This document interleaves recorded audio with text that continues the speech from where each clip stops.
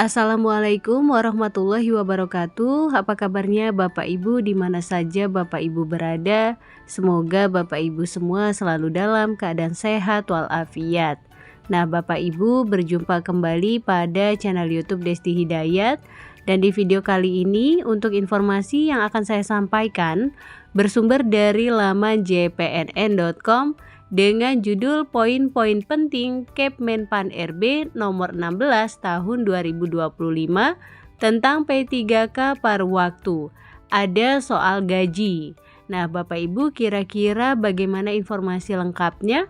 Bapak Ibu dapat mengetahuinya dengan menyimak video ini hingga selesai. Namun Bapak Ibu, sebelum kita ke informasi lengkapnya, ada baiknya Bapak Ibu terlebih dahulu klik tombol subscribe dan juga nyalakan tombol loncengnya agar Bapak Ibu tidak ketinggalan info-info berikutnya. Dan nantinya jika dirasa informasi ini bermanfaat, Bapak Ibu dapat men-share agar tersampaikan kepada yang membutuhkan. Baik Bapak Ibu, mari kita ke informasi lengkapnya. Untuk diketahui Bapak Ibu, Menpan RB Rini Widiantini menerbitkan Kepmenpan RB dengan nomor 16 tahun 2025 tentang P3K paruh waktu. Nah, Bapak Ibu, dalam Kepmenpan RB nomor 16 tahun 2025 yang diterbitkan di masa pendaftaran P3K 2024 tahap 2 itu disebutkan bahwa pengadaan P3K paruh waktu dilakukan berdasarkan hasil seleksi ASN 2024. Untuk diketahui, pada diktum kelima Kepmenpan RB tertanggal 13 Januari 2025 itu dinyatakan bahwa pengadaan P3K paruh waktu dilaksanakan bagi honorer database BKN dengan ketentuan sebagai berikut. Yang pertama, telah mengikuti seleksi CPNS tahun anggaran 2024 namun tidak lulus. Atau yang kedua, telah mengikuti seluruh tahapan seleksi P3K tahun anggaran 2024 namun tidak dapat mengisi lowongan kebutuhan. Nah, mengenai mekanisme pengangkatan honorer database BKN menjadi P3K paruh waktu diatur di Diktum ke-7 Kepmenpan RB nomor 16 tahun 2025, yakni sebagai berikut. Poin A, yaitu PPK mengusulkan rincian kebutuhan P3K paruh waktu kepada Menpan RB berdasarkan ketentuan sebagaimana dimaksud dalam Diktum kelima.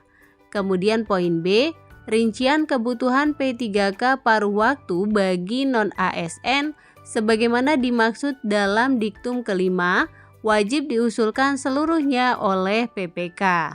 Selanjutnya poin C, Menpan RB menetapkan rincian kebutuhan P3K paruh waktu pada setiap instansi pemerintah.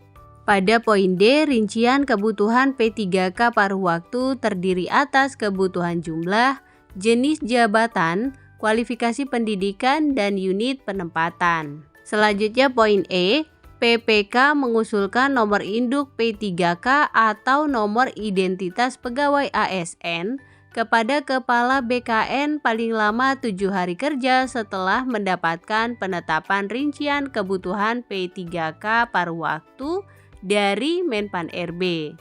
Kemudian poin F, Kepala BKN menetapkan nomor induk P3K atau nomor identitas pegawai ASN.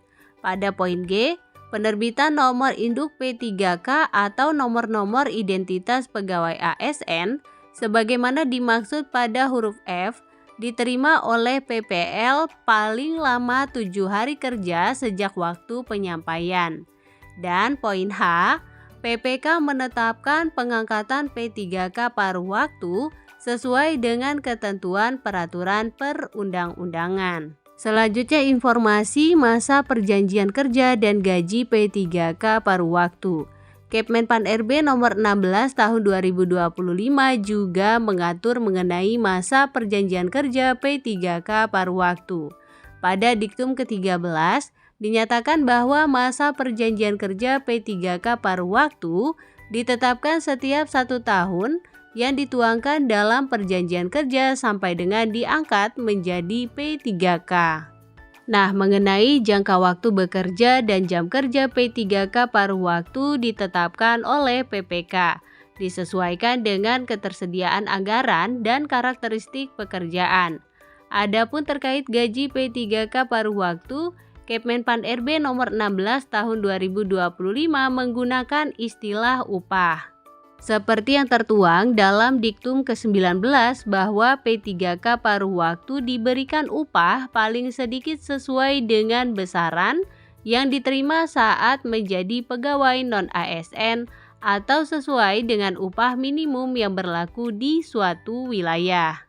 Sumber pendanaan untuk upah sebagaimana dimaksud pada Diktum ke-19 dapat berasal selain dari belanja pegawai sesuai dengan ketentuan peraturan perundang-undangan.